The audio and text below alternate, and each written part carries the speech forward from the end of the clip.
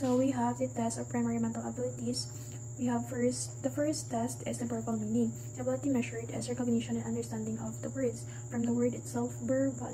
And yung task nila is to find the synonym by matching stimulus word with another word for multiple choice list. So it's a type of intelligence na crystallize, which is i-discuss ko later. Or discuss ko na lang una, crystallize, fluid. Pero nauna kasi siya sa book. The second test is word fluency, ability measured through retrieving words from long-term memory.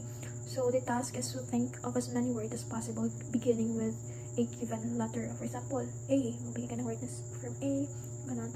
And it is a part crystallized and part fluid type of intelligence. We have the number. The third test is the number. It is performing computations.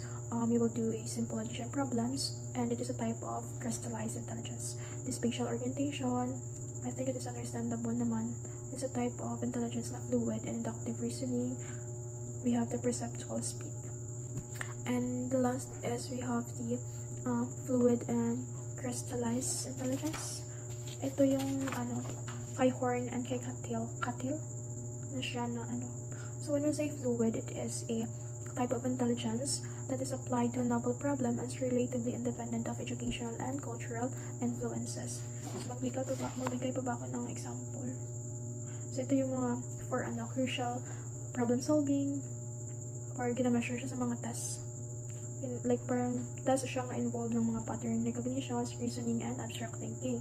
While the crystallized intelligence naman is a type of intelligence involving the ability to remember and use learned information. It is largely dependent on education and culture.